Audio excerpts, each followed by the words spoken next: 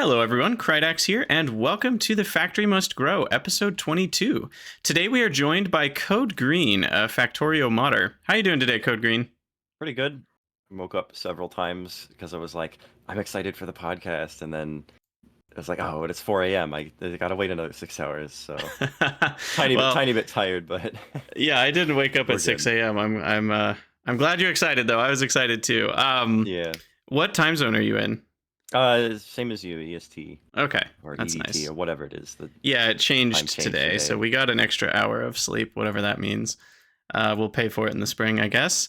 So yeah, today we are going to start the cast as usual with another mod spotlight, and we'll discuss the recent Factorio Friday facts, though those are a bit lighter on content now that Space Age is out, and I presume moving forward with this podcast that will be the case. I'll probably keep covering them, but I'm guessing most of them won't have too much to dive into most of the time, so it'll probably be more like a side comment than the show's main content, which is kind of what it's been for a while. And so I actually meant to put this in the show notes, but I wanted to discuss a little bit about the future of this podcast today because of the release of Space Age and also what the last, 10 or I guess we're 22 episodes in now, and it's turned into far more of a Factorio focused podcast than I think I initially thought it would be.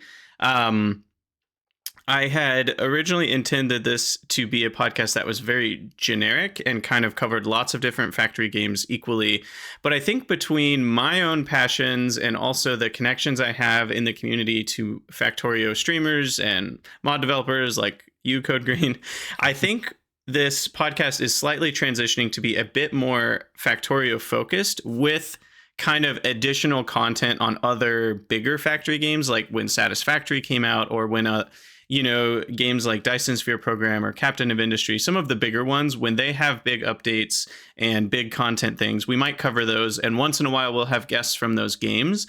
But I think just for you, the listener, I want you guys to know that given what the history of this podcast has looked like so far, I think it's generally going to be more of a Factorio podcast than anything else, with kind of content that will be interesting to Factorio players rather than a podcast that's just generically for all the factory games. Like, I'm not covering all the random new ones that I find. I'm not tending to play those as much. So I just wanted to let you, the listener, know that as we've kind of organically evolved this podcast, it's tended to be more of a Factorio based podcast. Now, there is another podcast. I think I've mentioned it a couple times now, and it's a different format. So, to each their own, but there is another one on factory games called the Bottleneck Podcast that I've enjoyed listening to.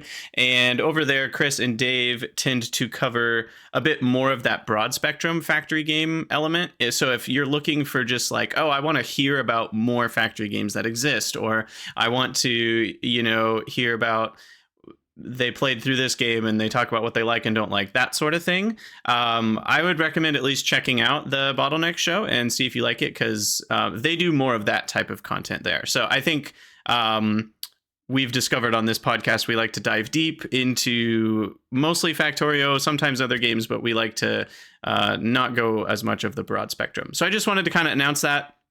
And now I would like to thank the show's patrons. It's really been cool to see people showing up in the chat and showing up in YouTube comments and showing up on the Patreon to support the cast. It's been a really warm welcome since I've started the podcast. And I'm excited to keep going. It's been really cool to chat with people from the community, and I just appreciate all of you who have supported via Patreon. And if you are interested in doing so, you can head over to patreon.com/Krydania, and you can support the cast that way. So without any further ado, CodeGreen, we are going to talk about some of your mods today. Hooray. So let's start with one that existed in Factorio 1.1, and you're working on porting it over to 2.0, the Blueprint Shotgun. What is Blueprint Shotgun? That's a weird name. This mod kind of started as a joke. So I just randomly had the idea one day, like, what if you could shoot items out of a gun and have it construct entity ghosts? Because, like, that's funny, right? And then they go fly out and get built. And they're like, that's kind of funny. And then it kind of progressed a little more like, oh, what if you could shoot cliff explosives? And, oh, what if you could, shoot items at item requests? And it just kind of grew into this thing. I don't even know how to describe it. Oh, well, it needs to mine things, of course. You got to mine deconstruction stuff. So now it's also like a vacuum gun and it sucks things up. And it was just kind of a passion project.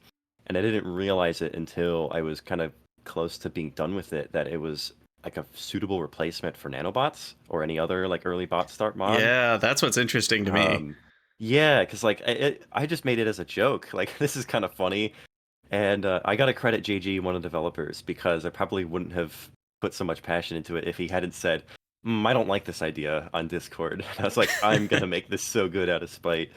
So, That's awesome. So but basically yeah. you've got like a shotgun that you shoot at your blueprint ghosts. So if you paste it down Hmm. like a smelting array and you Yeah. shoot at it, then it actually creates the buildings from items in your inventory. Is that how it Yep. works? It has a very satisfying sound.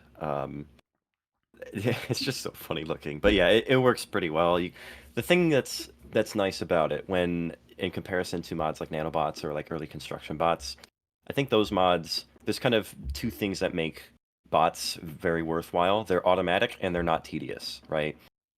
With like something like nanobots or early bots start, they kind of remove the the manual part, but they're still kind of tedious because some bots are just like really slow, or nanobots is like they kind of build things that you may not want to be built yet and whatever. But with the blueprint shotgun, it removes the tedious part. It's still manual. You still have to, Right. move your cursor vaguely in the direction of the entities and press spacebar. But that's it, right? It's a lot less tedious to do. Like you're just like, oh, I forgot to build that insert, or just there we go. You need it further away. It just That's works. awesome. Yeah, I'm So excited to check that one out once it's ported to 2.0. I remember yeah. hearing about it before and it sounded funny, but I Mhm. like the idea that because nanobots, as much as they became kind of necessary for me, like when playing Pyanodons or something, because I'm like, okay, I'm not going to build 50 smelting arrays by hand. That's Mhm. just tedious. Yeah. And a good replacement for nanobots also was the I remember forgetting the name of it, Mouse the over picker. construction. Yeah, picker extended, which has the Oh mouse over yeah. construction. Yeah. So that works too, where you can just mouse over everything. But even that's kind of tedious. And it sounds like Yeah. Blueprint Every Shotgun is a single nice entity. way to just aim at all your blueprint and just fire away, and you get the Mhm. entertainment. It's kind of like Yeah. Renai transportation. It's almost like meme but useful. Yeah, Uh, pretty much. I like I've it. had, I've had that comparison before. It's like this is like if Renai was like a quality of life mod or Uh huh. something. Uh So huh. I'm very proud of it. It is my favorite mod that I've ever made. Um, so yeah. And you said you're still waiting on something to get updated for 2.0. I was. Rygaard saw that I was complaining about it and was like, "All right, I can do that," and kind of did it for me real quick. It was like something to do with item requests, right? So if there's like modules in an assembler, right, you would be able to shoot those and they would go into the assembler, and it was just not you couldn't do that. There was something wrong with the item request proxy, but that's fine now. And all that's left is for me to go through all of the different places where items are in the mod and add support for quality, which is another Uh, big thing. Pain in the But butt, yeah, I'm sure. anything that deals with like items in scripting is just like a massive pain in the ass to update. Yep. I believe it. I believe it. Yeah. So on to the more the mod that I think a lot of people are going to end up playing with over the life of Space Age, and because it's a really interesting idea, but I think it also appeals to a lot of people. It's called Any Planet Start. So what does that do? So this it's a really simple concept, right? What if you could start on the other planets, right? And that idea was going to be had by so many people. Plenty of people were already asking it before I made the mod, and plenty of people are going to be asking it in the future, right? Like it's just one of those mods that is certified going to exist regardless of who does it, right? And I was thinking, what if who makes it isn't doing it justice? And normally I wouldn't make such a mod, but I was just very inspired. Like, I don't want this mod to be bad, right? I want the people who play this mod to have a very good time doing it. And there's kind of like a very specific way I imagined that it would play and feel. So I just kind of took it upon myself and just kind of made it. And went through a little bit of iteration, but it's how do I put this? Yeah, the concept is simple, but there's a little bit of polish involved, like getting the crashed ship to appear on the other planet, and just, little stuff like that, where it's like, oh, you actually crash landed here, you didn't just get teleported.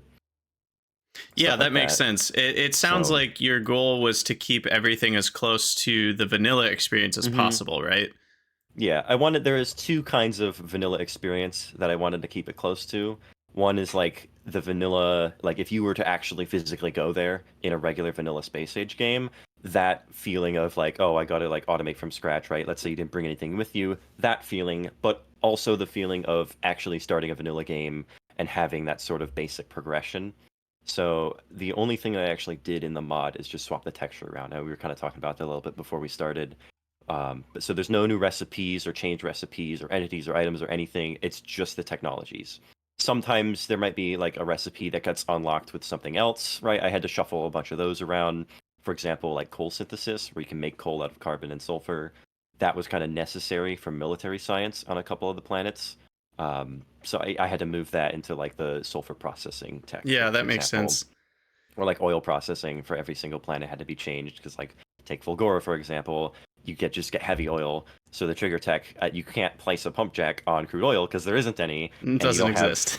pump jacks yet. So I change it to be like when you build an offshore pump, that's when you unlock all of the heavy oil cracking and light oil crack. So like simple, progression swap around things like that, just to make it Yeah. so that way you can actually play the game. Which So. planet in that mod? I'm curious because I know you've at least tested it. I don't know how far Mhm. you've played I've through or launched how a much you've rocket off done. of all three Okay, planets. which one's the hardest out of the three, in your opinion? Artists, there's that's kind of a tough decision because take Vulcanus for example. That one's kind of straightforward. You mine rocks, you get iron and copper, right? And you get a foundry, and then you have infinite iron and copper, and then you play the game, right? But it takes so long to mine all the rocks, and the cliffs are a challenge until you get all the way up to cliff explosives, and so there's some difficulty there. I'm not going to go with the default answer and say that Gleba is the most difficult because, in a sense, it is. But during playtesting, I don't know if it was because I had played Gleba before or the mod just unlocked things nicely. I don't know what it was, but it was fine. Like just Hmm. getting iron and copper, like, bacteria cultivation up, and yeah, it would stop working every once in a while, but then the fix was always like, oh, this needs a spoilage output, and then you just put an inserter down, and then it was fine, and then it would work for another like 15 minutes while you did something else, and Hmm. you go back and fix it Yep, again, and that's just just the kind of getting used Factorio to doing that. experience. That's just, yeah, that's the Glebo experience. Um, but I think if you're not prepared for it, I'd say Fulgora is kind of the most mental load of like, how do I actually do this? Because ironically, on Fulgora, the easiest science pack is the one that is the bottleneck because you start with so many high tier items that making utility science is easy, right? It's just processing units and I forget the other ingredients. Yeah, But low it's density really simple. structure. Yeah, low density structure and what robot frames, I think. Yeah, Hmm. so it's simple because you already have everything, right? Mostly, but with red science, it's like it's iron and copper, and that's a little bit of a bottleneck because all of that comes from recycling, and you kind of have to set up the whole recycling process before you Yeah. can actually like automate anything, and then you're dealing with resource shortages the whole time because you have to find a good enough island that has enough scrap to kind of get you to I guess elevated rails so you can get to other islands. Like Yeah, that's what I was gonna it's say. Going without any elevated rails is tricky. mhm. Also, I guess, do you unlock accumulators sooner You get on accumulators at the Fulgora? start. Okay. I That was one thing where I was just like, you just start with those. There was Yeah, no because other way to like otherwise you wouldn't be able to make progress. any power, right? Actually, they might unlock with the battery tech. I don't remember if I did that, but Oh, I guess you have the I think ice. I forgot steam power and yeah, ice. you do have ice. Well, steam power is a science unlock as well. So Oh.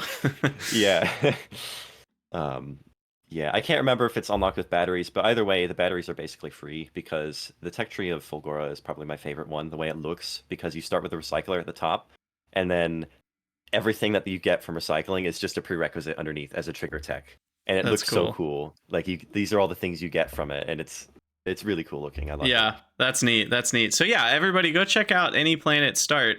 I feel like it's a mod that'll get really popular in another month or two Hmm. once people are finishing up their first, Yeah, actual space age run, then they're going to try it out and I think it's just going to branch out. steadily increase over Mhm. time. Like as long as it exists, people are going to Exactly. play it. Yeah, cuz it's just such And a fun idea. There's going to be people who make mhm. videos of like I started on every planet into different, I beat the Yeah. game 5 hmm times starting on 5 different planets or whatever. Now you did mention not putting in an Aquilos start. Are there plans for Yes. that in the future, or what's that look like? Tentatively. I've got a lot on my plate right now with updating all the other mods, and I made it like one or two new mods that I have to do some bug fixes for. And just there's so much going on, and I would love to make a start for it, but that one does require new recipes. That would be more of an overhaul than just like, oh, I could Sure. just kind of quickly cycle the text around and then Yeah. voila, it Because works, the game's not designed for you to be able to build things Yeah. from the ground up there. It's like it's not only is it you'd have to add that much stuff, but it's also a very challenging planet to begin with the heat and everything, and like how do you get heat? And like I had a little bit of an idea where you could have like lava geysers that would provide heat early game, and then that's how you get iron and copper, but I don't know if that's like too much in terms of content to add to Aquila. Like that's a very different feel of how the game plays. And I don't know. I'd have to think about it a lot more of how I'd Yeah. want to actually do it. If Yeah, there's it's a any hard other mod problem to solve. creators, yeah, if there are any other mod creators who want to make a start for Aquila, I'm happy to work with people and get it in the mod. That way it's just all in one place instead of making a separate mod, because I have like a bunch of convenience functions that I have for like moving text around and stuff. Like I love writing like prototype libraries for stuff like that. So, That's awesome. Yeah, but yeah. so that's cool. I'm excited to try that out at some point. I think the idea of starting on a different Mhm. planet, it's already like the game already has a lot of the replayability of going to planets in different orders, but starting on Mhm. a different planet is kind of It like just plays amping that so up different. even more. Yeah, Yeah. I like it. Because like it's one thing to like go to a planet and then like not bring anything with you or a rocket silo or anything. Like maybe the only thing you bring is like a cargo landing pad or something. Even then, not really. But you don't need to automate all the sciences when you do that. You have Hmm. everything from novice already. When you start there, now the thing is like I have to automate every single different science pack, and that is a very different experience, right? On Vulcanus, it's like you just have to produce so much more. Yeah, iron and copper is free, but now you have to actually do everything, and you have to get tungsten. That's a challenge. You don't have any of the bullet damage techs that you probably use to reach Vulcanus. So like, what do you do, right? That's a little bit of a puzzle. So Yeah, I it like is a it. different enough experience. It still plays mostly the same, but I feel like it's a different enough experience where even if you did play all the planets normally, it's still fun going through each one and Yeah, starting from there. yeah. So let's move to chatting about the FFFs real quick. So they've released 2 since last podcast. There was FFF 434, which was titled Galaxy of Fame. So this one was pretty cool. They talked a little bit about their sales because this was their first FFF since the release, and they said as of the first Friday they had sold over 400,000 copies, which they Mm-hmm. mentioned like they were just astounded by. So I've been really happy to hear that like the game has sold even better than they thought it would, and they reached an all-time peak of 118,000 players, which is crazy because the previous record when they released 1.0 was 35,000. So they tripled their peak player count with this release. And, Not only that, it's holding strong too. It wasn't like yeah. a. It's like it's just been climbing or Yeah. staying. It's And awesome. I think it really shows, their dedication to the game. Like even with how hard I'll say Space Age is hard compared to Factorio, 1.1. Even with how hard it is, the reviews, I'm actually going to pull it up right now. The reviews for the DLC are overwhelmingly positive at 96%, which, to be honest, I was expecting more negative reviews just based on the complexity and difficulty. So that just goes to show like they've done a really good job between the Factoriopedia and all the quality of life stuff and all of the, even just the polish they've put on things being fun or interesting or good hmm looking on the graphics or good sounding. All of those little pieces help players who are struggling with the difficulty still have a good time. And so I think that's what's keeping the reviews so positive, is they've just made the whole experience amazing. hmm But Yeah, both the new player experience is a lot better now with just the changes I made to the tech tree and the recipes you have at the start. Like unlocking steam power by crafting 50 iron. Like normally you just have it already, right? You'd have steam power at the start in 1.1, but in 2.0 you actually there's more progression and it's leading people up to playing the game well. But not only that, it's also just better for existing players because they've added so many different quality of life things that just things you weren't able to do before that now you can, like edit ghosts. Like that's probably my number one favorite feature, um, is just being able to edit ghosts. Yeah, So exactly. There's so much great stuff. And so yeah, that's just exciting. Just that the launch has gone well and the reception's been great.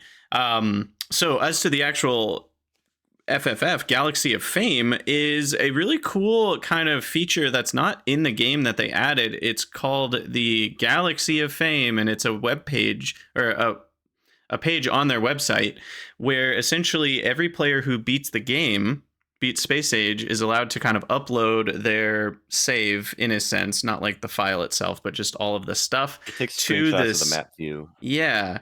So it uploads to the galaxy, and it makes these little stars, and you can click on them and you can see somebody else's world. You can see the map, you can see their item production, you can see their stats. So yeah, it's a really cool feature that's kind of a meta feature of the game that they added. And yeah, I don't know. I haven't checked it out too close because I didn't want to see too many It's really spoilers. cool. But it's cool. Yeah, Vincenz has been working his ass off on getting that out, and he did a great job.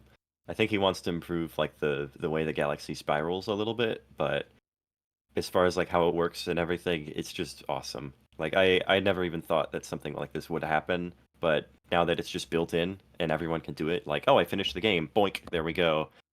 It's up there, and you can it's just so cool. Yeah, it's really cool. So I also think it's cool because it provides another kind of incentive for the player to want to beat the game, because it's now no longer just, even achievement hunting is very different than this, because now it's like, oh, if I beat the game, I add another star to this galaxy, and that's like almost this like community goal of like, let's make the galaxy How full big of can we make stars. it? Yeah. And it almost feels like we all have this little responsibility to add our star to the Galaxy of Fame list. So I think it's a really cool, almost like community design to throw into the game for a game that's very Something single that brings, player. Yeah, it brings everyone together to kind of, Yeah. even though you're playing single player, it's Yeah, or co-op multiplayer, but it's still not like a multiplayer Yeah. game, and it's a way to bring the community together. One other thing they announced in the FFF is just that Space Age is not coming to the Nintendo Switch, which is not really a huge surprise given how big the game is. It's just too much in terms of RAM and graphics and all that. But 2.0 will be coming to the Switch for those who play Factorio on the Switch. I can't imagine not playing with a keyboard and mouse, but some people like it. So the control support they've added is actually pretty good. Yeah, I have a couple still personal gripes with the actual default controls, but it plays surprisingly nice. So yeah, Team's doing a I've good seen a job. lot of people play it on the Steam Deck as well that really like it on the Steam Deck, but I'm such a keyboard and mouse guy. Yeah, me too. I can't imagine it. But yeah, the next FFF called Space Age Soundtrack, FFF 435. And obviously it's what the title says. They have remastered and released kind of a proper album version of the Space Age music. It's got a little over 2 hours of music, and it covers, all the new planets and the space kind of realm. So there's the 5 different realms of music. And it's $7 on Steam as a separate purchase. And then they also kind of talked about what they're doing right now, which is bug fixing. They've released six or 7 patches already since launch. Yeah. I think we're on version 14 and we started on version 7, something like that. But yeah, they've been working hard on crashes. They haven't done too many changes to any sort of balancing or gameplay. The biggest change, I think, was actually the most recent one, where they added a confirmation dialogue to deleting your space station, which was a very hot topic on Reddit. There were so many posts I saw over the last couple of weeks of people, they deleted their space station and they're like, wow, why is there no confirmation for this button? And it's right next to the escape from the window. So it's like, it's not that crazy to misclick it on accident. Yeah. And I mean, you could undelete it. There's like a 5-minute timer, be like recently deleted stuff. Well, yes, but nobody knows that. But yeah, because why would you? The undo function doesn't undelete the space station, which is a regular monkey brain person like myself is going to think, oh, I deleted it. Undo, and it wouldn't undo it. you actually have to go to the space map view, and then on the Mhm. left where you see all your space stations, you can like Like a green revive delete a button. station Yeah. that to undelete it. But like I don't think it's very apparent that that's where you should go to undo this. It has a So trash icon on it. Like, even though it's green, it's still a trash icon. So you're thinking like, what, delete more? yeah, Like, that's also weird. So all that yeah. to say, given that it's pretty rare that a player is going to want to delete a space station, like how often are you actually doing that? And is it really going Mhm. to be that big of a bother to confirm it? I think having a confirmation is a good idea in this case. Mhm. It's funny. They added the confirmation for undoing something you did more than 5 minutes ago, but they Mhm. didn't by default add a confirmation into deleting a space station that you worked hours on. Like, Yeah. I think it was just kind of something that they didn't think was going to be that big of a deal, and then realized, oh, well, actually, yeah, we probably should do that, and yeah, kind of yeah, added it after the fact, which is good, right? It's not yeah, like they're doing it exactly. begrudgingly, like, oh, I guess. It's like, oh, yeah, we should do that. Yeah. So, So all that to say, I'm glad they added that in. I didn't personally accidentally delete the space station, but I saw many mhm. reports of people who did. So now there's a confirmation, so you won't do it on accident. Um, But yeah, the other thing they mention in the FFF that I wanted to point out is just that they are encouraging players to use the experimental version if you're willing Mhm. to do that. I mean, I used the experimental version back when Factorio was younger, back in before even the 1.0 release, and I never once ran into a problem. But Mhm. technically, sometimes they have little bugs in the experimental versions that you might It's run it's very into. rare for an experimental version to be actually less stable than the Right? stable version because it has more bug fixes. Exactly. Like maybe every once in a while, there's some bug fix that they make where it actually It breaks introduces something something else else. that's a Yep. little worse, but that's like 1 in 100, maybe even less It often. literally is So maybe like 1 in 100. yeah. So all that to say, I recommend just opting into the experimental. You can do that in the Steam like beta menu and all Mhm. that. And then the main place to report bugs that you find, which I actually found one in my last stream. I still need to report it. Bugs that you find, or any even ideas you have for changes in the game or balancing or whatever, you can do that on the forums. Yeah, the bug that I found. Forums.factorio.com. Yes. The bug that I found was a weird one. Basically, and the reason I want to bring it up is because I'm curious if you know if it's actually a bug or not. Because it felt very much like a bug Mm. when I connected a wire to the rocket silo to read orbital requests, and then I connected that wire to like a substation just to read Mhm. the requests and see what they were Just to see it visually. with hovering. Yeah. Yeah. It would stop working like it wouldn't work if I changed. What was it that I had to change?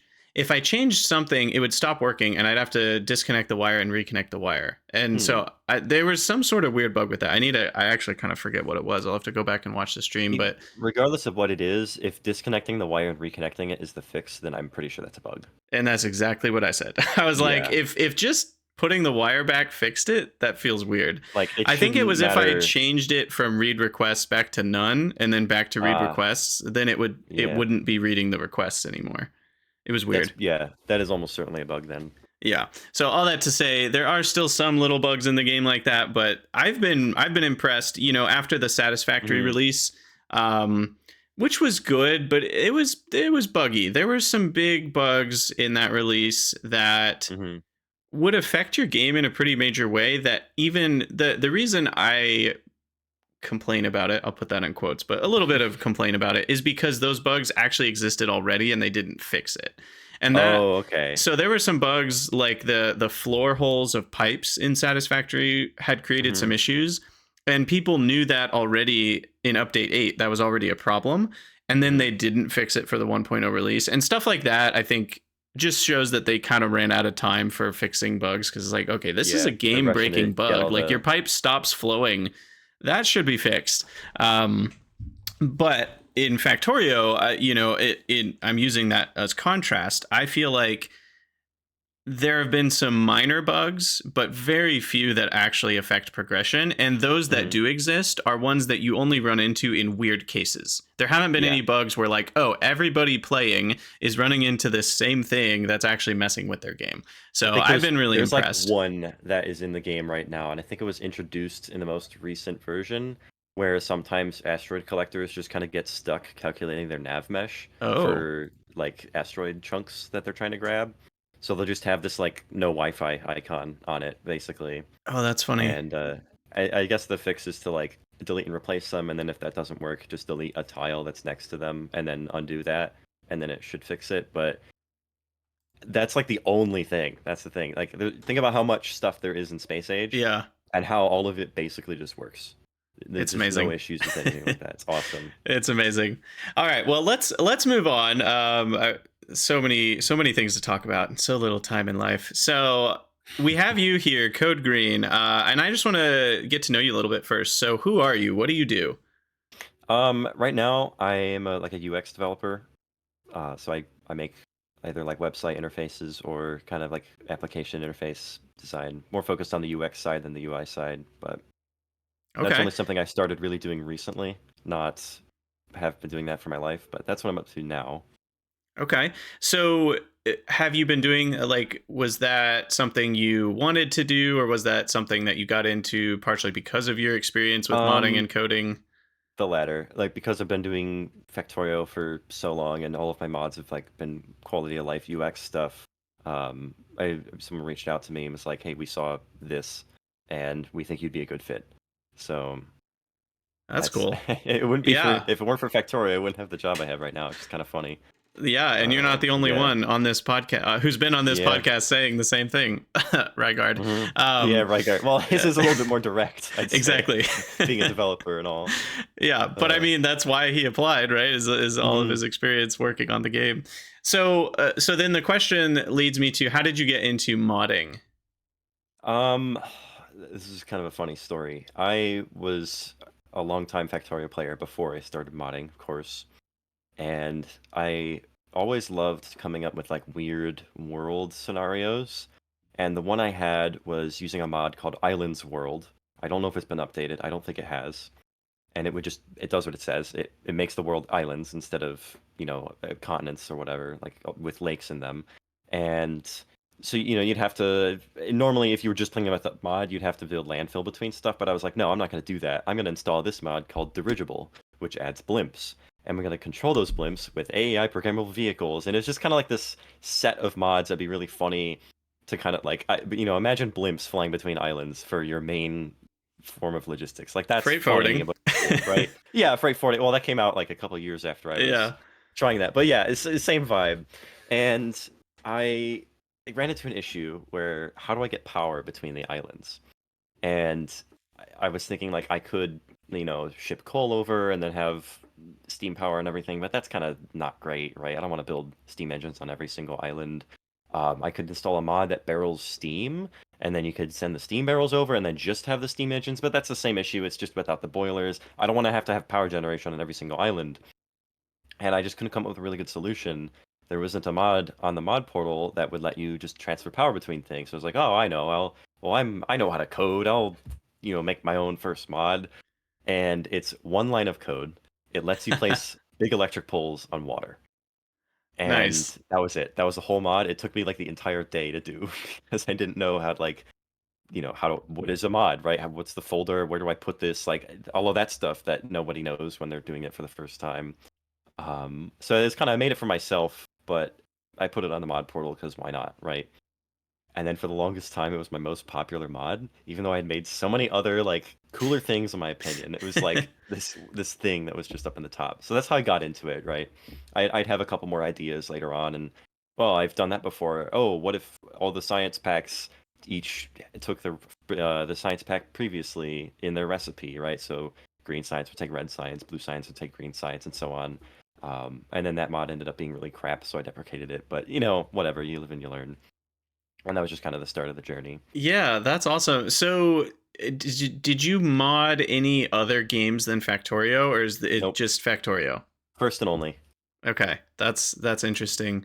So Yeah. then, with that, also your story about the big power poles is basically my hmm story with brighter lamps. Like hmm I was looking on the mod portal, and I'm like, how is there literally not a mod that makes lamps have a bigger light radius? It feels hmm like such a simple idea to me, and I've always hmm hated how you have to place lamps everywhere to light up your base. It's like Yeah.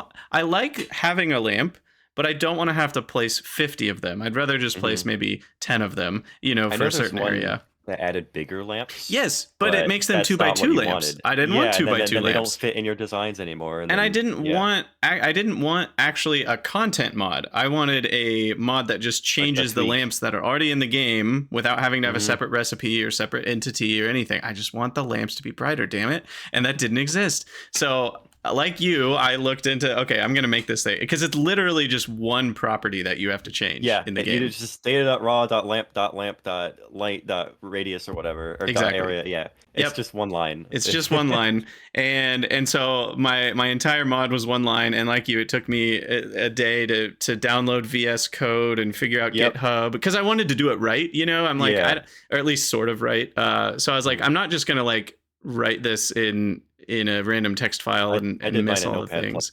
I didn't know about VS Code until a little later. Yeah, so But I had to figure all that out, and that took way more energy than the mod itself. But yeah. but it works.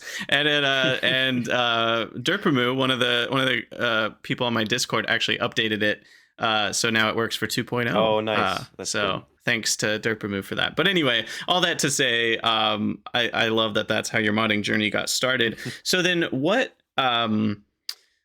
As for more recent modding stuff, what gives you the idea for a mod? Like, how do you go from just I'm playing Factorio to like, oh, I want to make this mod? What's that process? Sometimes, I don't know. It's sometimes I just well, most of my ideas are, wouldn't it be cool if X, and then that's the idea, or like, wouldn't it be nice if blah, or wouldn't it be funny if blah, and it just kind of happens. I don't have like brainstorming sessions where I try to come up with mods. It's not something I have to force, but every once in a while there's some mod idea that I have, and I'm like, huh, that actually sounds doable, and then I'll go and do it, and most of the time it ends up happening, right? I finish it. Sometimes there's some problem with it, and I never actually release it, but most of Yeah. the time I'd So, say, do you yeah, spend more time modding or playing then, absolutely modding. I'd say like 3/4 of my time in Factorio, if not more, is spent modding. or I testing your have mods? yeah, something like that. Let me double check real quick. I just want to see how many hours I have. Yeah, 6,896 logged on Steam. And I'd say maybe like 2,500 of that is actually playing. The rest of it is just modding. And I've spent more time on a standalone instance doing other modding stuff. Yeah. And Yeah. it's So, just oh, do you find that you, and this might have changed in more recent times as you've done more and more mods, but does that come in waves? Do you go to waves of playing the game where you're like, oh, I'm just playing Factorio and I'm enjoying it and that's what I do most of the time, and then I get struck with mod inspiration and then all I do is mod for 3 weeks straight or whatever, like, or is it kind of consistently a little bit of it's both? it's a little bit of both. I only really play Factorio multiplayer these days because single player, it's like I've already solved these problems, or at least very similar problems before. I don't really get as much fun, like I've launched rockets several hundreds of times. Like I don't need to try to figure it out again. And you might think, oh, well, what about overhauls? But all of the overhauls these days seem to be focused about how can you make the game more annoying and harder and difficult and complex. And that's not really my thing. I'm much more of like a same amount but different kind of overhaul person. So there's like Exotic Industries, which is kind of a fairly small slash medium one that I really liked, or Freight Forwarding and Lunar Landings, like some of these smaller ones that I kind of played through somewhat a little bit and enjoyed. But yeah, I mean, I can mod and play at the same time because if I'm playing multiplayer with other people, it has to be like, oh hey, are we doing it tonight? Sure, and then like when it's not time to play multiplayer, it's time to mod. So Yeah, so kind of it kind of happens at both feels like times. separate activities because Hmm. you're playing with the group. Yeah, I like that. Yeah. Sometimes So, I have to work on a mod and play at the same time because the mods that we're playing with are a little bit broken, like 5dims. They just don't get me started on 5dims. It would take way too long to go over the bunch of tiny little things that are like slightly broken. But like, say for example, like, if you don't know 5dims, it adds like 10 tiers of everything. So you can have, Roboport Mark 10, or okay. rail, not rail, but like locomotive Mark 10, right? Like everything has tiers, right? Kind of quality before quality almost. And personal Roboport Mark II. You put that in your armor and you pull it out, and it's a personal Roboport Mark II. Works as expected. Personal Roboport Mark III. You put it in your armor, you take it out, you now have a personal Roboport Mark II. every single tier of Roboport that was higher than a Mark II, if you took it out of your armor, it would turn back into a Mark II. And like that was obviously not great. So like I had a mod that I had made to kind of fix those little issues that we had, or like stuff with mod interactions as I was playing with these multiplayer guys. And then every time we encountered something, I'd have to go into the mod and then fix that real quick and then get it to everyone, and then we keep playing. Yeah. So sometimes that happens, but rarely. So do you ever feel when you're spending a lot of time modding, do you ever feel like if you don't play the game enough, or I guess let me phrase it differently.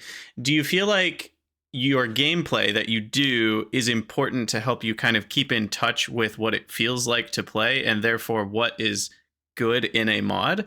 Because I feel like if someone Um, never played Factorio, they wouldn't be the best Factorio modder, right? Because they don't really mhm. They understand. don't know the problems they're trying to solve. Exactly. They Yeah. don't know what it plays out like and what it feels like to use those things. Um, Not really, honestly. I don't know what it is, but I've just kind of always had Factorio in me. Like, after I started playing, everything that I've learned with the game, I've just kind of kept. And I don't really need to, like, refresh on a lot of those things. And I think part of that is because I spend so much time in the Factorio Discord, just kind of hanging out in the voice channels or, answering questions in the help channels or what, just in general being around Factorio. Even if I'm not playing or not modding at the time, I'm still, like, present in Yeah, there, and so I'm you're still getting in a the pulse Factorio on headspace. even kind of what the Yeah. community feels is too easy or hmm too hard or too tedious or not tedious Like, enough. a couple of my mod ideas have come from people being like, "Why can't I do this in the game?" Or, "Oh, I'm annoyed at this," and I'd be like, I can fix that. Like, it's technically possible. Like, there's a couple of them where it's been like that. I think the one I'm remembering right now is armor spill prevention. That would just stop you from taking your armor off if your inventory was too full, and it wouldn't spill the items on the ground. That one is probably the jankiest mod I've ever made because the game is not designed to prevent people from doing things in the inventories. So there's a lot of jank involved. But like that for that style of thing where someone Yeah. has a problem, someone else has a problem that maybe you didn't think it could be solved with a mod, and then you're like, oh wait a minute, actually it can, and then so there's a couple of those like that. Yeah, I like it. So, what are some of I know we already kind of talked about Any Planet Start and Blueprint Gun, but what hmm are some of the other mods you've made or just kind of a shorter list of like your favorites or Oh God, or best? I have a hard time remembering all of them because I have around like 40 mods now, Yeah, you've so got a it's lot. kind of hard to keep track. And you said The earlier, other but most of you trend towards the user experience, quality of life Yes, type of quality of mod. life, stuff like that. Yeah, a couple very small, kind of like content-ish mods. But probably the biggest one that people would know is Belt Visualizer. That one's been a staple in a lot of people's games. That one was inspired because Rygaard tried doing it and failed miserably, and he will admit that himself. Um, Did but it he was a really good attempt. Was that to go Um, along with Pipe Visualizer when he made that Yes, it one? was. So it was supposed to be like, exactly like Pipe Visualizer, but for belts. The problem is that Pipe Visualizer works great for pipes because the majority of them are underground and they're kind of like all inside each other, whereas belts are the majority above ground, and you don't really need to see where all of your belts go. Normally, you're trying to see where one belt goes. Where does this go? It goes up here and whatever. And that was kind of my approach. And his also didn't have like separate lane support. It would just show you like there's a dot on this Mm. belt and then a dot here, even though there were two lanes. So I was just very inspired by Rygaard's attempt, and I know there's like one or two other mods that kind of did it sort of as well, but none of them had done separate lanes before, and that was kind of like the big thing for Belt Visualizer. And I spent like 2 weeks working on it, and then it was out on the mod portal, and I think it's like the fastest I've ever made a very complicated idea. Very proud of that one. If you haven't seen it, it's really nice. Um, but I don't want to spend too much time talking about each one. Yeah, There's a just read few, through the titles for a minute and then we can yeah. dive into a couple. There's vehicle corpses that adds corpses to vehicles so they don't instantly delete the items. Better cliff hitboxes, that one got integrated in vanilla. Simple vehicle physics that adds drift physics to vehicles, which is fun. Armor spill Ooh. prevention, we already went over that. Recipe tweaker that lets you edit recipes. Force inventory insert. That one's kind of, you can put stuff in the red parts of chests without having to like manually click on each individual slot. You can do like the control and shift, which is nice. That You is can cut nice. wires. That's in 2.0 as well. Tech tree trimmer. That one's not as necessary anymore. Blueprint shock on any planet start. We've been over that. kind of skipping a couple of the ones that I don't particularly like. Adjustable flashlight, that was an earlier one. You could change the size and brightness of your player's flashlight. Alert center, that one's basically in 2.0 now. Diagonal inserters, makes inserters diagonal. Mini miner, 1x1 miner. Circuit control GUIs adds a bunch of like little mini circuit control windows. If you click on an entity and you just want the circuit thing, you can open multiple at a time. That one took forever. Rail crossing protection, that one makes your signals turn red when you walk near rails. Crafting queue enhancements, that one's new. It adds a bunch of things like queuing to the front or moving stuff around in your crafting queue, just stuff like that. So is that going to And be a replacement for the queue to front, pretty much? yeah, pretty much. Oh, I saw that, and that was one that I had really wanted to have in 2.0, but they didn't update it yet. And I was like, wait a minute, there's a bunch of other things you can do with the crafting queue. So I just kind of was like, well, let's just do that now. And it was kind of a fun project. I made that in a day. Getting down to kind of like the funny stuff or the small stuff. There's capsule warning. If you try to throw a grenade or something and you can't, if it's out of range, it just says cannot reach. Custom cursor Oh, that's split. nice. You can split your cursor into a custom amount. So if you're carrying like 25 or something and you want to give someone 10 of it, you can just type 10 in and it'll work. And then two of probably the most shitposty mods I've ever made. Belt collision, that makes you collide with belts.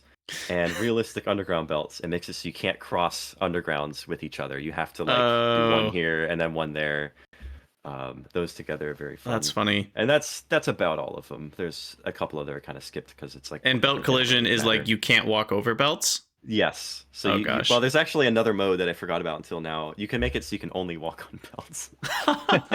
that's that's so Which is funny. objectively worse, and it's so much harder to pull off, but I'm so glad I did it because it's so funny. That's I don't think actually, anyone's actually played with that mode in I that many know modes. that feels ripe for like a Dosh Doshington video or something. Hmm. You know, I played Factorio where you could only walk on belts. Yeah. I'm waiting for that video. So That's funny. we'll see. Yeah. Okay. There So was so a you. Oh, go ahead. there was a streamer. His name is Anti-Patience. He did a run through with both belt collision and realistic underground belts on. I don't know if there's like a VOD of that or a recording or anywhere, but he had a fun time with it. So that was Yeah, fun to that see. sounds rough. So you mentioned, working on more like quality of life type of mods. Is that because like are you someone that when you're playing, have you always been interested in the user experience and game design of a game? Like when you're playing a game, you're like, Um, oh, why did they do it that way? That's frustrating. I wish this worked differently. Yeah, for the most part. So I eventually want to make games. For now, it's just kind of it's not the right time for me, but that is what I eventually want to do. So I've always kind of been in that world of like, oh, this game did this thing really cool or whatever. And just kind of I guess the user experience of games. Like I think the most important thing of a game is that it's actually fun and it plays well. Yeah, there's like, graphics and sound and all that, but if the game isn't fun, then all of the other stuff isn't going to matter as much. And what makes a game fun is mostly UX, right? If it's a pain in the ass to deal with the UI or something, then people are not going to have fun with it. And I've just kind of always been in that mindset, just playing games as you were asking about. And I guess that kind of transitioned over to Factorio, where it was like, oh man, you should be able to do that, and then that happens, or stuff like that. Yeah, So yeah. totally. So then that being the case, what makes a good like quality of life or UX mod? What like in your opinion, like you might make a mod or you might see someone else's mod and that you might think, oh, that's not really a great mod, or you make your mod and you work on it until you Hmm. think it's a good mod. What's kind of what defines a good mod? What's your I don't threshold? I don't know if there is like one thing that can really make a mod be like, oh yeah, this is a good mod, because so many of the different quality of life mods that are out there, the problems they solve are very different from each other. Because quality of life is a very encompassing term, right? You've got Right. mods like, I don't know, Belt Visualizer, for example, we just talked about that. That's just kind of like an extra little feature that you can see to like, where does this belt go, right? You don't need it to play the game, but it's just nice. But there's something like task list, where, oh, I want to keep a to-do list in game. Now that's something you can do, and it's kind of like adding stuff. These are like very different problems. But I think the main thing is if someone has a problem and they're looking for a mod to solve that problem, then they should always be able to go, oh yes, this is exactly what I wanted. And I guess that's still kind of a vague answer, but I think that's the only one I can really give. No, I like it because because it's kind of like your goal is to make someone's dream come true, hmm almost. Where it's like, exactly. oh, why can't hmm it do this? And then you click the button for the mod, and it hmm does that, and you're like, My oh, favorite thing to whew. do on the Discord is whenever someone's like, "Man, I really wish there was a way to do this," and I'd be like, "Well, there's a mod for that," and then I could just link my own mod, Yeah, you can. or not even my own mod, but other people's mods in general. Like if someone's like, "I have this problem," and then there's a mod that solves that problem, and if there aren't any issues with the mod, then that is probably just a perfect quality of life mod. Um, Yeah. So so by your definition, then like my brighter lamps mod is also a good mod, even though it's not absolutely. complicated or it If doesn't have a someone lot of said, lines of "Man, code. I wish lamps were brighter," well, there you go. There you Like, go. that's the mod for it. I mean, I obviously, went it's not back going to be in like, later and I added the ability to change a parameter in the mod settings. "Ooh, I know, fancy." I know. I went crazy with that. But Yeah. yeah, so I just think it's always interesting to talk about these kinds of things because the mods that get a lot of spotlight are the big ones, right? Like Pyanodons or Bob's hmm The Angels overhauls. or Yeah. space exploration, which I'm very interested to see where space exploration goes in the future, which is hmm a totally different conversation. But all that to say, those are the big mods that get like the airtime, Everyone talks about them because that's like the defining mod of a playthrough is the right? overhaul, right? But at the same time, I think it's important to remember that those aren't the only mods that are great. hmm Like you can have a great mod that does a lot less than overhaul the game. Um, so yeah, I think that's cool. hmm So what we kind of talked about this a little bit, but when you get inspired to make a mod, maybe it's someone on the Discord said, "I wish the game did this," or maybe you were hmm playing and you discovered something that didn't feel good as you were playing. What does the process look like from that moment when you kind of have a thought? What does the process look like to the mods now on the mod portal? Um, I think it's mostly just a flow state of just, well, it's time to work on the mod, and then I start working on the mod, and it just keeps going. I don't really do any sort of like planning beforehand. Kind of be crazy. I don't recommend doing that. I think you should absolutely like plan stuff out beforehand, but I spend a lot of time thinking about how I would make a mod. Like not even during, but just kind of before and during and after, and just in general, like that is what's on my mind most of the time. Is like even when I'm not actually working on the mod, chances are I'm going to be thinking about, okay, well I need to do this. Oh wait, no, that's not actually the correct solution. Oh well, what if I do that? And again, it's not really for any specific mod, but just the amount. Like I don't know. Maybe I have a good man, I'm struggling to speak here. I think I have a very good like internal mental map of how modding works. Like I've just done so many different things with the API that Sure. I know what's possible, I know what's not, and I know kind of what the best practices are. So maybe I have a little bit of an easier time kind of like getting it right the first time. Like that's what I try to do. I Yeah. never try to put something out there that just works for now and then improve it later. I want to get it right. So that's kind of why I spent so much time thinking about it. And then once I actually start working on it, then there might be some other problem that I encounter that I didn't know was going to be a thing, and then I have to spend more time thinking about that. And um, but yeah, just kind of just repeating that cycle of just think about it, okay, make a little bit, and then keep thinking and make and think and make until it's done, kind of. Yeah. So you kind of just take your brain thoughts and put them in a blueprint shotgun and shoot that at your mod. And then Yeah, pieces pretty get much. built Just over vomit time and code and yeah, yeah. yeah. No, that makes sense. And I think, your experience is an important part of that because, as someone who, I taught math in the past and hmm obviously like you see kids kind of on this process of discovery.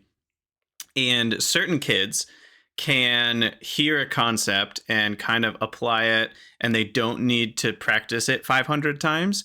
And other kids Yep, do. They actually need to do the same kind of problem 10 or that's what 20 homework is times, for. and Yeah. then it gets locked in. And those are the kids that actually homework can help them, the classic type of homework at hmm least. And, so there are lots of arguments about homework is good, homework is bad. And the real answer is like certain people need it, certain people don't, and we need to do a hmm better job of differentiating that. But all that Yeah. to say, it sounds like your experience has gotten you to the point where you don't need to like plan every little bit, but you can kind of just go with the flow Hmm. and kind of Yeah. do what it takes. Now, I'm wondering if eventually you might try to make a mod that's so big that that strategy won't work for you anymore.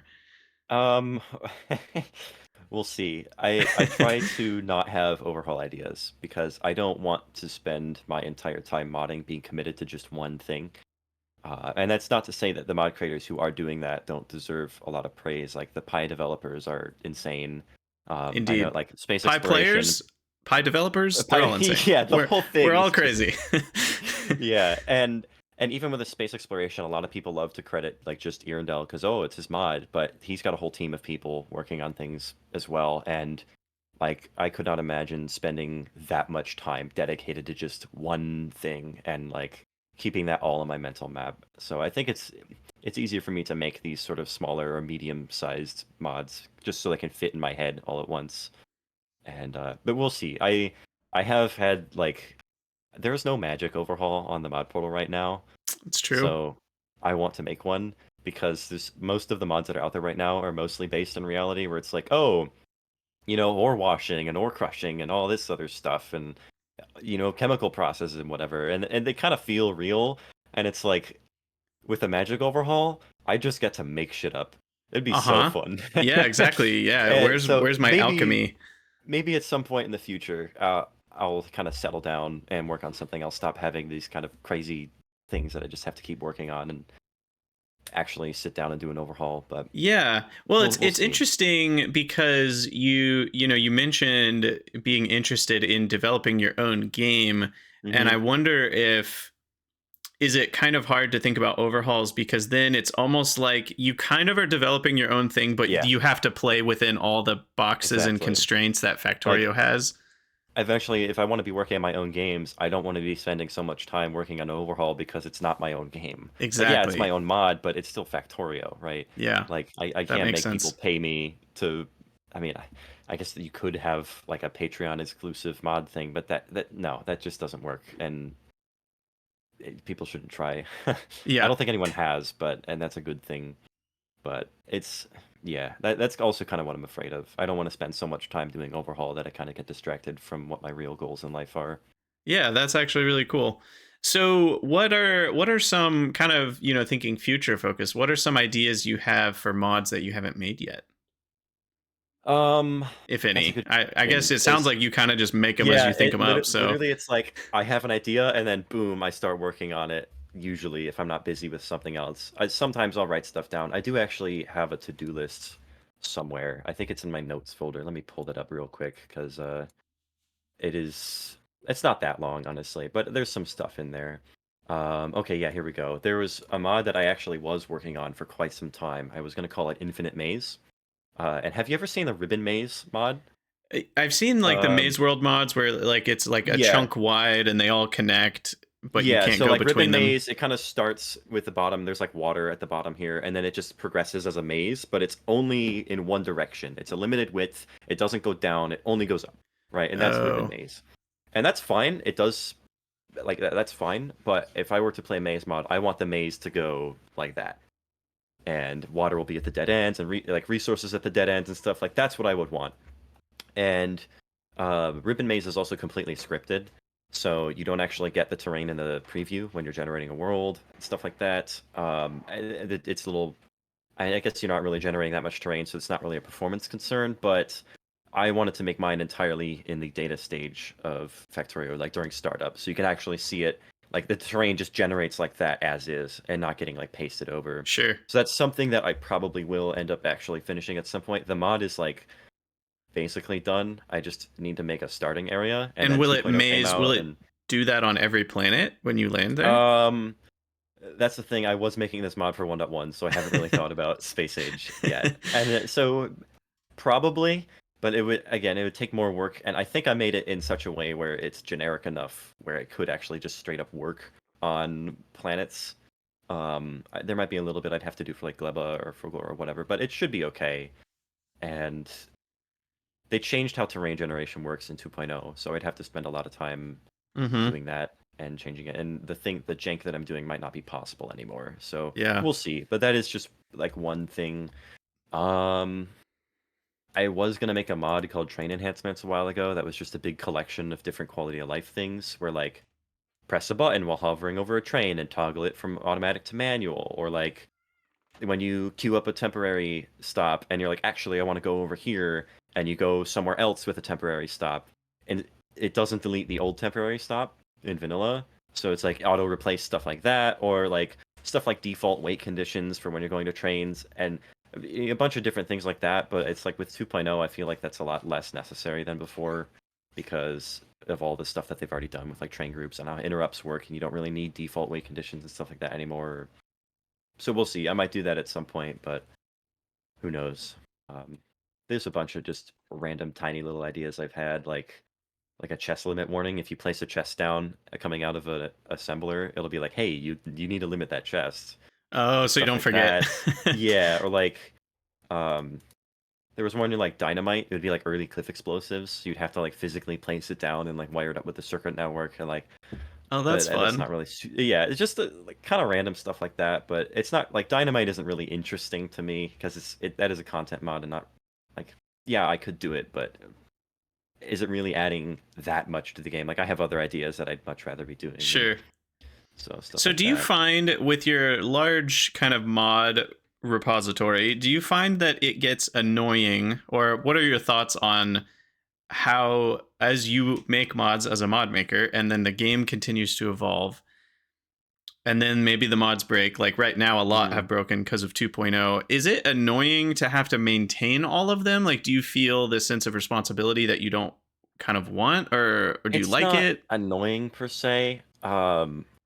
I will say because of how much I think about my mods while I'm making them, they tend to have less bugs moving forward when they get released. There's always bugs, right? I'm not saying I'm a perfect mod developer, but um, because of that, I think I have a lot easier time maintaining in general. With 2.0 specifically, having to update everything, it's a little bit annoying because I can only really work on one mod at a time. And because I have, 40 of them, it's like I have to get through. I mean, some of them are in 2.0 now, so I don't have to update them. Like Redo, I didn't mention that earlier. That's just a vanilla thing now. Better Cliff Box is a thing, right? Armor Spill, like I don't need to update those. And I'm kind of grateful because I was not looking forward to updating them.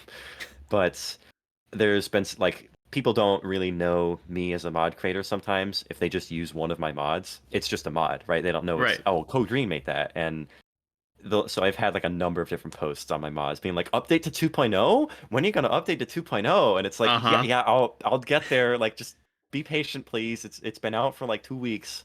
Like but I'll get there eventually. And so I'm a little rushed and not stressed, but just kind of I need to get this stuff done right now. And then kind of after that happens, there will be a little bit of bug fixing, and then it's just kind of like whatever. Kind of back to a So blank slate where yeah, back there's to not all clean. these Yeah, bug fixes. Yeah, that and makes sense. I think that's what lets me work on so many mods and have so many mods is just being able to imagine like how many different ways it can go wrong while I'm making it, and kind of pre-fixing bugs before they ever happen.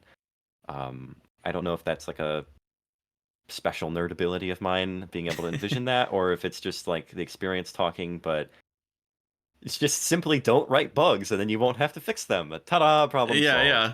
So That's terrible easy. advice. So I think I'm just very lucky to be able to do that. Yeah. So with Factorio, it's kind of your one and only modding realm. How what are your thoughts and comments on just like how Wooba has supported modding in the game and just like as a dev team? Um, there's kind of two sides to this. I'll start by saying I think Factorio has probably the best mod support out of any game that I know of, because there's people on the team whose entire job it is to just make the documentation good. Like Theranas, that's his entire thing, is like he's the docs guy.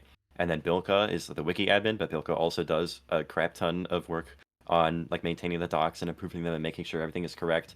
And the documentation is just awesome. So from that side, like just amazing. Like Factorio is probably the most fun game to mod, and I can't say that because I haven't modded any other game, but like it's just so nice and easy. And but I've heard that from other people, like Yeah, oh yeah. wow, like oh I came from Minecraft where mod support doesn't exist, and oh this is just so much nicer. Oh I came from game X or game Y or whatever, and and that's great. So as far as the actual mod support itself, awesome.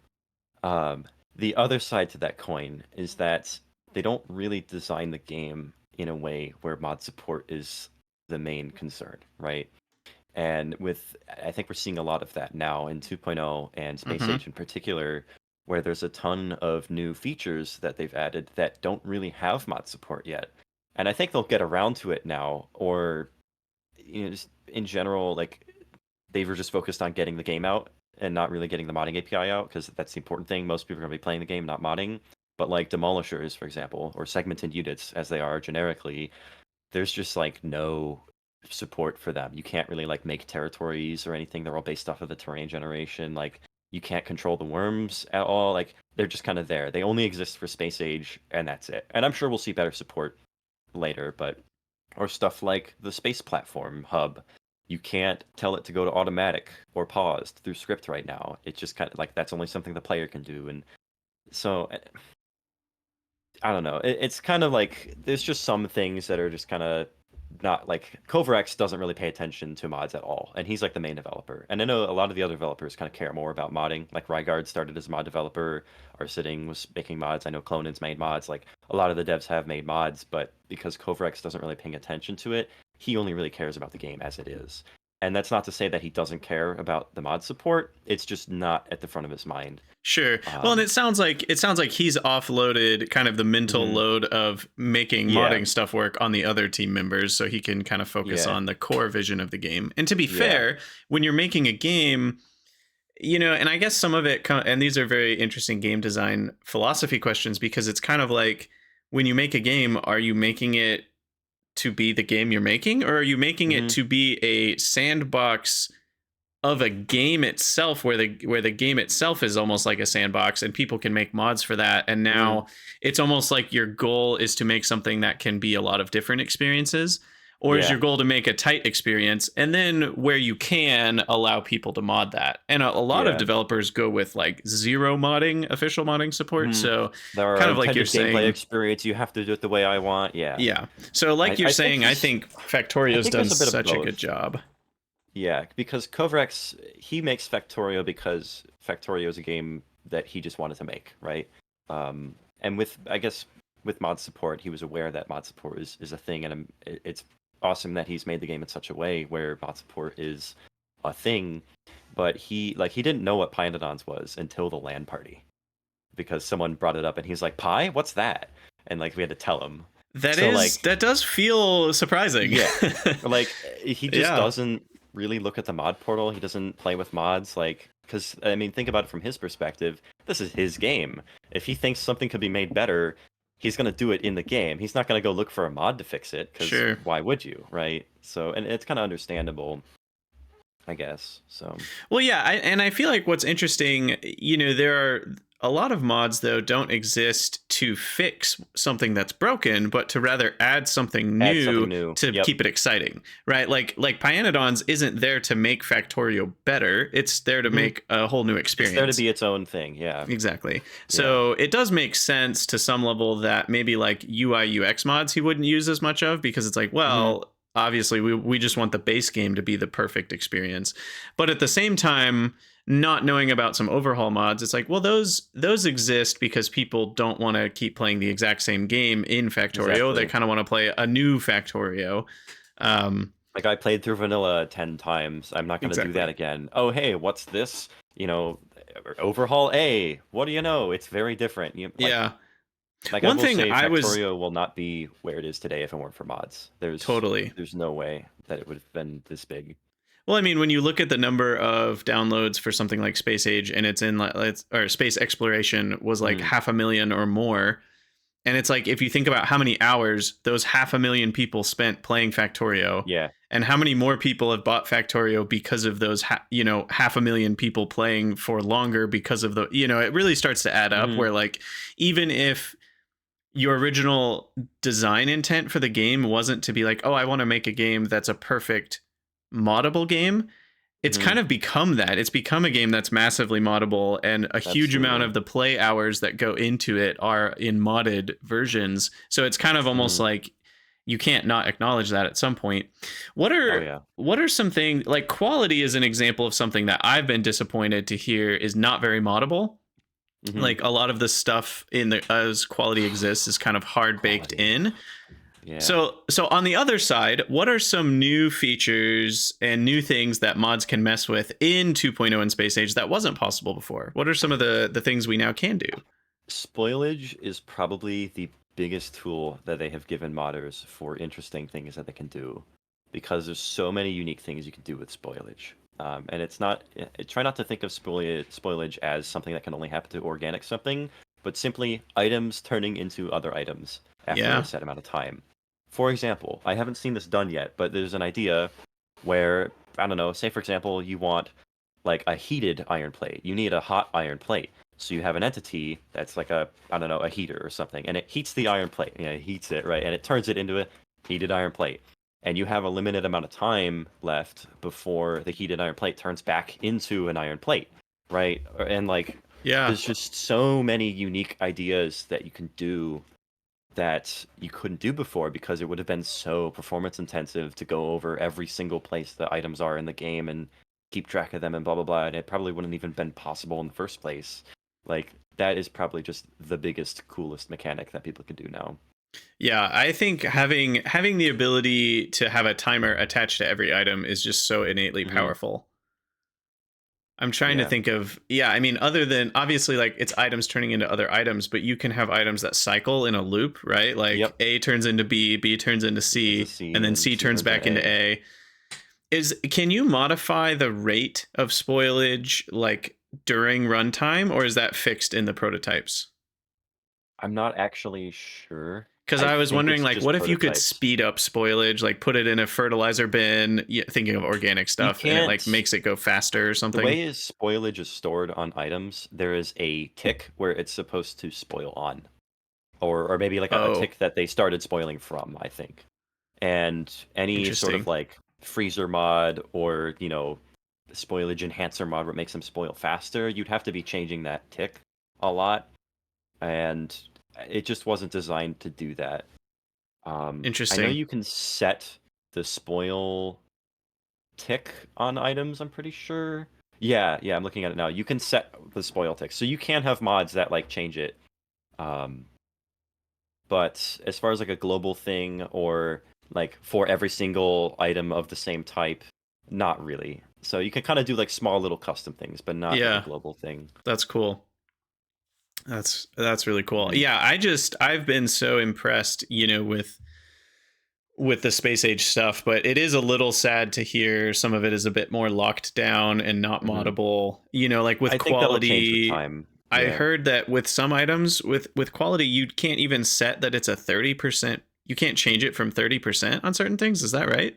not really, because like the quality prototype has like a quality bonus property or Mhm. something, and that's like how much bonus it gives to all of the other quality properties in for like all the other entities and everything. And then the reason quality is the way it is because of performance. Sure. Simply adding quality to the game has made the game perform a lot worse, because now it has to check for quality on a bunch of different places and things, and all the mods that have to support quality now have to spend extra processing power, and making even more things that have quality have to check, oh, well, how much quality bonus do I actually have? And I'm sure there's some smarts you could do with like caching it or whatever, but for the simplified reason of just we need quality to just be as it is right now, just so we don't have to worry about all of the different ways that it can break or be abused or whatever. Just, yeah, and it's kind of unfortunate that mods can't really do anything about it, but Yeah. Now, oh that being well. said, I've been asking this to all the guests on the podcast, and most of them had to answer before they got to play with it. But how do you feel about the quality mechanic as an actual game mechanic?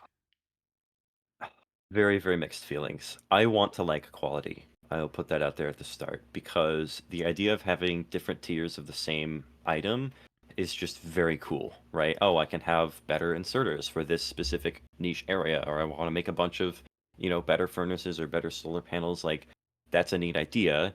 And you don't need to have like separate items in your. I mean, I guess they are separate items, but you don't need to have like separate recipes and everything, Mm-hmm. and clunk in that area of the UI. But I think quality just doesn't mesh well with a lot of the systems in the game that exist that or I have yeah, excuse me, either have existed or now exist in Space Age. And I'll take one example from Space Age is automated rocket launches because they want to fill up an entire rocket before they send it up to a space platform. And with Mm-hmm. quality, you tend to have very small amounts of specific things that you'd want to send up, right? Like, oh, I have 8 rare solar panels. Yep. Let me send those up. It's a pain There's in the no way to butt. do that. You have to launch it manually, right? And there's just other places in the game where quality is just a hindrance after unlocking it.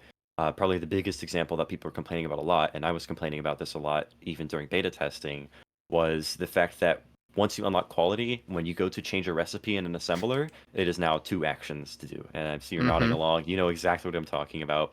In 1.1 and even in 2.0, when you don't have quality unlocked, oh, click on assembler, it opens the thing, click on the recipe you want, boink, there it goes. You unlock quality. I click on the assembler, I click on the recipe I want, it doesn't choose because now I have to click a checkbox or double click or press E or whatever. And like, Yep. Yep. sure, it's not that much more difficult to do, but it's still annoying because it changes every single game that you play. Mm-hmm. You start without quality, and then you have to, oh, your muscle memory changes every single time. And there's just a very easy solution of just, you don't have to confirm, change the quality before you Yep. select the recipe, and then there you go. Like, how often are you actually changing the quality drop down, right? So it's just a very clunky as it feels right now. And I won't go too in depth on how I feel about the RNG side of quality because I was very against that for quite some time. Even with playing with it, I was still kind of against it. I don't think quality makes sense from a making sense point of view because like it kind of falls in the same boat as productivity, where the more recipes you have in a chain, the better it gets because there are more chances for things to tier up using quality modules. And Mm-hmm. when you think about it, it's like, hmm, how hard is it to make a really good looking iron plate versus how hard is it to make a really good entire suit of power armor with exoskeletons and stuff? And it's like power armor is easier to get higher qualities of, easier Yeah. quote unquote, because there are more steps through the recipes. And I guess you can just throw quality modules in your miners and smelters and whatever, and there you go, you get quality raw ingredients. But I don't know. I always thought it'd be more interesting if things started at a higher quality and then when they would degrade, and quality modules would prevent the chance to degrade more. Because that's Ooh. kind of what happens in real Yeah. life. You start Yeah. with a really good product and you try to not fuck it up for the rest of the time that you Exactly. have. You know, like Yeah. that's what it feels like. And I don't know. It's Kovarex was inspired, like the quality's been in the works for like probably a decade or something. I don't know if it's actually been that long, but ever since like version 0.12 or 0.14 or something, there's been a branch in the GitHub for quality. Because he went on like a World of Warcraft stint and got addicted to it, and there was the inspiration for it. And it's Nice. like Yeah. you'd think after all that time there would be like a lot more polish surrounding it, and I guess it was just kind of rushed to kind of get working because it affects so many different things in the game. Yeah. And I don't know. It's just a very huge mixed bag of everything that it involves. Totally. Yeah, and I'm looking at the time. I gotta keep us moving here, but Yeah, I yeah. completely agree. So I do, because I do want to talk about quality for a minute too. Because Hmm. like I agree with everything you're saying. I think there is a mixed bagness to it. As much like I love the gambling aspect. It's so Hmm. fun. But then there is still a very real question of like, but what is this adding to the game? And in Hmm. some spaces, I would say it's actually not adding that much other than you get to play a No. fun gambling mini game and then you get a slightly better item at the other end. But like, would the game have been that different if you just used the regular item anyway? And the Hmm. answer in a lot of spaces is no. It's like, okay, you'd need a few more solar panels on your space platform. Hmm. But they could have instead just added a tier 2 solar panel recipe. Yeah. And that And I could get have that they don't want to fixed add like tier 2 stuff for everything, but they already totally. have stuff like Assembler Mark 1, Assembler Mark 2, Assembler Yeah. Mark 3, right? So there Like, are certainly some spaces in which quality is more of a kind of a side mini game than it is like an actual core game mechanic. But at the same time, once you start going to like legendary stuff, the difference is massive, right? 2.5 yeah. times is the bonus for most of the bonuses, and so you're looking at like productivity modules or speed modules or Oh yeah. beacons, and they're almost like now completely different entities. So there Hmm. is, I do love that quality has added this sense of progression to the late game. Even after you've won, there's still this idea of like, I want to make things It can higher still be quality. better. Yeah. I do think that's cool. But at the same time, there are some spaces which it's been really annoying, like what you were saying about, oh, I want to request some uncommon crushers. And that's like kind of a pain in the butt to do on a space platform now. Yep. And it I'm sure does they feel will weird. make it a little better, but it's yeah. And there also aren't isn't enough support. My main complaint has been there's not enough support for mixed quality where you don't care about quality. Like if Yeah. I just want to paste a blueprint of my solar build and I just want it to plop whatever solar Any solar panels I've panel? got, Yeah. whatever accumulators I've got, just throw them down in this blueprint, like pick anything. Given that that's what you end up having in your chest if you put quality modules in your solar panel crafter, you're Hmm. going to have a mixed bag of different commons and uncommons and rares and eventually epics and legendaries. And I don't really care which one goes where. I don't want to have to make a separate blueprint for each thing. And in this case, the actual solution is to make a blueprint that has the proper ratio of those, and then that will mostly work out. But even then, it's kind of annoying. Yeah. So those are some areas where I do feel like the mechanic as a core idea is fine, but the actual implementation ends up feeling a bit frustrating rather than Yeah. pleasing. I Um, think there's just so many different things that quality has needed to touch. Like literally every system in the game is now mhm, has to support quality, and there's just they will definitely be improving it. Right now, they're just focused on bug fixes, but there will be definitely having for sure. some quality of life improvements. Well, quality of life improvements. So Quality of quality improvements. something like that, yeah. So, but yeah, I agree. It's the state it's in right now is like this is cool, but it's also kind of a little lackluster right now. So, Yeah. Yeah, these are really interesting things to talk about. Thanks for chatting mhm. with that, or chatting with us about that. So yeah, I think we'll sort of wrap up the cast here. Do you have any last thoughts you'd want to share with us? Yeah, there was actually one last thing I wanted to talk about. Hopefully, this doesn't take too much time, Go but for this it. is something that we kind of, I think during one of your streams, we kind of had this conversation about what makes a mod cheaty versus what makes a mod Yes, I quality love of this life. conversation. Yes. Um, I just kind of want to go on a little bit of a, not a rant, but a little bit of a thing off my own here.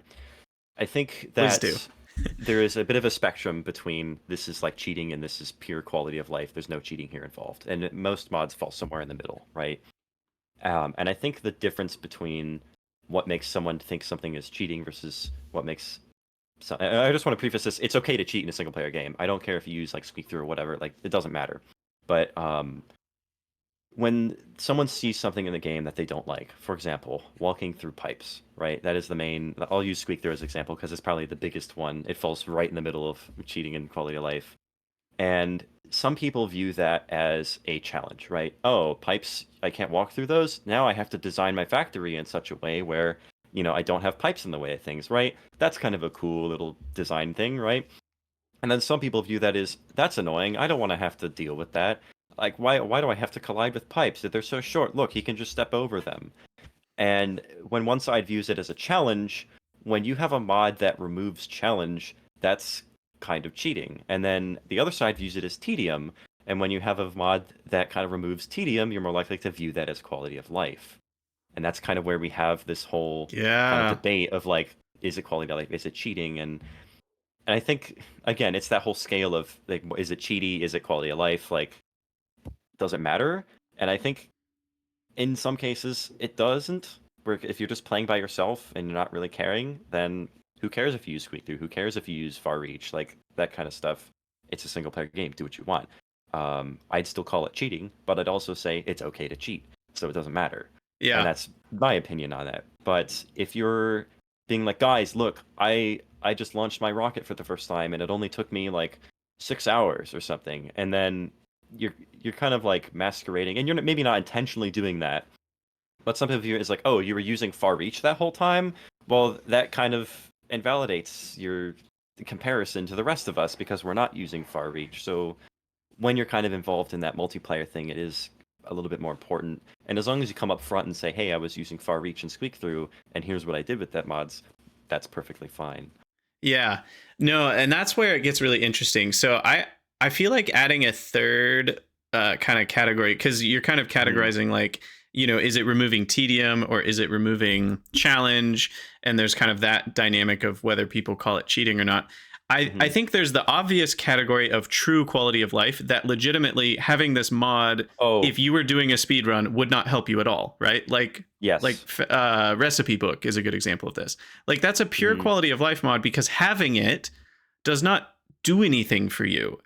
I mean, I guess it I mean, calculates I for guess, you, but you yeah, could have a spreadsheet that does that. So like, yeah. I You don't know if don't. It that, doesn't need to be in game, like, yeah. or something like, yeah. I guess recipe book or rate calc. I mean, well, rate calculator would calculate things for you. I don't know about But that, even but then, I would argue rate calc is still, pure quality of life. Like there's no cheating there. It's doing you're I could still. pull out my calculator on the phone, right? If So someone like, really views calculating out how fast the machine produces as a challenge, I would question them about that because that is just kind of tedious. I kind of like steered clear of calculator mods because I wanted to get good at doing that sort of mental math for my games. yeah, That doesn't mean that I think that people who use rate calculator are cheating. And even then, I use rate calculator now because it's like, yeah, I know how to do the mental math, but sometimes it's like just too much. It's exactly. like Yeah, 11:30 at night, and I'm trying to just build like a ratioed electric engine with circuit thing. Like totally. no one does that. So all that to say, there are mods like that, or even, but yeah, even like my brighter lamps mod, Hmm. technically, by your No, definition, no would be cheating gameplay. I mean, because now I don't need as many lamps to cover my base in light, and therefore I've saved some iron plates and green chips I over guess, people that but I haven't. don't. I don't view lighting your base as a challenge. That's the thing. That's just Well, a thing but that you can exactly, do. but that's how you view it. My argument is that technically it's very lightly on that, cheating spectrum. And so for me, Yeah. where I've differentiated kind of the categories are back to what you were talking about, which is where I think the most interesting part of this is how we talk about these games with each other Hmm. on things like Discord or Reddit, where like if Hmm. I used brighter lamps and I beat Space Age and I beat it in, I don't know, 87 hours or whatever, and then Hmm. I share that on the Discord, and people are like, "Oh, what mods did you use?" And I say, "Oh, I used brighter lamps." If someone was like, "Oh, your run isn't valid now because you used brighter Hmm. lamps," I'd be like, "Okay, that's BS." Like it didn't change Yeah. my playthrough having brighter lamps versus someone's playthrough without brighter lamps Oh, is well, you essentially the spent less same. iron. You spent less iron in Yeah, circuits, it's so it like made it faster. a No, hundred that's iron out BS. of my 10 billion or whatever Yeah. that, yeah. So for me, where it changes is when people are using a mod that does effectively change their playthrough in a very big way such that they can't easily compare their experience, and then they Hmm. don't share that they're using that mod. That's when Yeah. it can get a little sticky, like something like Factorissimo, right? That Oh is a God. massive change. That is Now, probably one of the most cheaty content mods out there. It's yeah, not even a quality of life mod. It it's adds new stuff. extremely cheaty in what you can do with it, but it also in many ways isn't. And that's where it gets a Hmm. little sticky because they still have to build the same factory Yeah. that you It's do. just a different. It's a kind of a different game now because Yeah. now the space isn't really as much of a problem, but now the problem is how do you logistic everything through the gaps of these machines? And So so it in kind of some trades out one problem ways, for another. exactly. In some ways, like I found when I was playing Pyanodons and I used Factorissimo, it actually made the game harder because I couldn't upgrade all of the buildings to like tier 2 Mm, with bots. I had to go inside of every factory like building to upgrade or manually. change Oh something. God. So there are ways where Factorissimo, I don't even know if cheating is the right word. It certainly changes a few of the challenges, but it Hmm. also keeps a lot of the challenges. And so back to that conversation of like when people are saying this mod isn't cheaty, well, they're thinking about the challenges that they see in the game. For Hmm. them, building a longer belt isn't a challenge, so Factorissimo isn't It's ease. cheating Yeah. because that's really all Factorissimo is doing for you is it's shrinking, it's using, magic Harry Potter space where like now you can fit more in a smaller Yeah. space, but all that really TARDIS. Yeah. effectively does is change how long your pathways and rails and belts need to be. Hmm. Effectively, like longer rails, belts, and travel time of walking fixes Yeah. everything that Factorissimo fixes. I guess you have to build more rails and belts, so Hmm. depending on if that's a big percent of your base's cost, it could matter, Whatever. but usually it's not. Yeah. So all that to say, I love this conversation because it's really a conversation about how we talk to each other more than it is anything else. About the mods themselves. Yeah. Exactly. And all that to say, again, just to reiterate to you viewers, in this case, the word cheating is not bad. Like, if you're using a mod that might give you an advantage in a single player game, there's nothing wrong with that. I use all kinds of quote unquote cheaty quality of life mods, or whatever we want to call them, in my playthroughs, and I think it's great.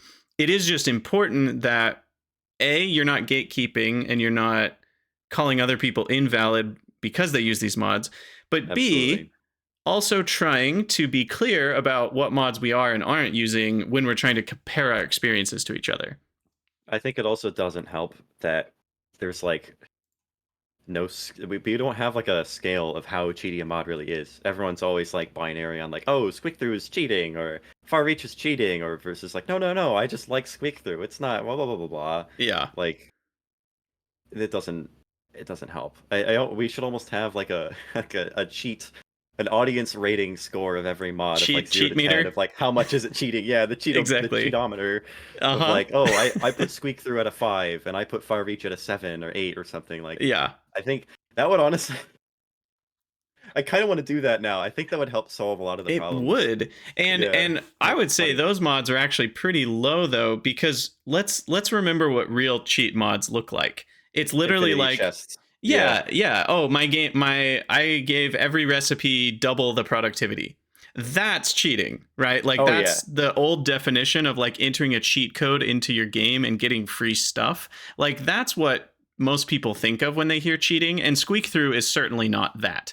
Absolutely not. So we do have to remember, like, there's a huge range, and there are literally mods out there that do what I just said, where it just gives you free stuff or doubles the productivity on every recipe. And like, obviously, if you play with that, you're playing a different game at this point. If you play with squeak through, you're mostly playing the same game. You have to think about pipes a little bit less, maybe, but like, you're still playing relatively the same game that everyone else is. So yeah, let's find an implementation for this cheatometer system. Yeah. Get it on the mod portal. That would be so funny. Oh my god. Yeah. I will say with Squeak Through, since we were mentioning it, there is a mod called Squeak Through 2 on the mod portal, and it has mod settings for you to be able to control exactly which things you can squeak through and not squeak through. No, that's cool. Guess who made it? Guess who made it? Yeah, you made subtle advertising. The new squeak through, new and improved.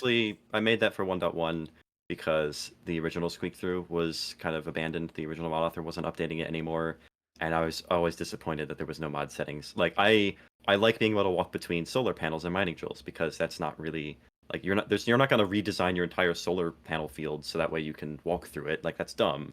Your mining drills, that's just annoying, right? You can walk through them one way, but why not the other? Like, it doesn't really change that much. But I don't want to be able to walk through pipes or chests and stuff like that. So now that was partially the inspiration. The other part of the inspiration was to make it compatible with Industrial Revolution 3, because there's some issues with that. But nice. That's a thing now, and you can customize it. There's a couple like string settings. You can like, I explicitly want to override and not collide with this specific thing, or like, I don't want to collide with trees at all. You can explicitly remove collision. Ooh. So you can just walk straight through trees. It's not even like So you can no-clip mode now? You can no-clip trees. Yeah, and then I have that disabled by default because it affects spiders as well, and I think that's kind of too big of a gameplay change to really be default, but you can just tick a checkbox and then it works. That's awesome. A lot more mod settings now. Sweet, sweet. I love it. Well, good chat about, yes, cheating. It's always one of those interesting conversations, because it really is about, it's one of those social things where it's about how people think about their own experience, how people are thinking about other people's experiences, and how we communicate about it. But anyway, I digress. For you listeners, as always, if you would like to support the podcast, head over to patreon.com/Krydax. Huge thank you to CodeGreen for being here. Yeah, thanks for having me. Yeah, where can people find you out in the internet world? Mainly on Discord. I am very active in the main, like, discord.gg/Factorio. That's where I am. I'm a moderator there, so I kind of have to be active there. I technically have a YouTube channel. I don't really put anything on there. I might be putting some modding tutorial videos on there at some point or whatever. And I occasionally stream on Twitch at my own discretion. There's no schedule. Also just CodeGreen everywhere, so... Awesome. Yeah. I know you've been really active in the Discord, both helping people out and answering questions and stuff. So yeah, again, it's been wonderful having you on the cast. Thanks for being here and chatting. It's been really cool to hear from you. Yeah. As I said before, thanks for having me. It was really fun. Yeah, it's been a pleasure. So we will stream the cast again on November 17th will be the next one. I don't know who the guest is yet, so feel free to leave comments or jump in the Krydania Discord with ideas for who the guest can be. We'll stream again then, as usual, at the standard time, which is 11 a.m. Eastern, which is now 4 p.m. UTC because we had daylight savings. Wonderful. And all that to say, if you have any ideas or ideas for topics or guests, head over to the Discord. And thank you, everybody, for listening. We'll see you next time. Always remember, the factory must grow.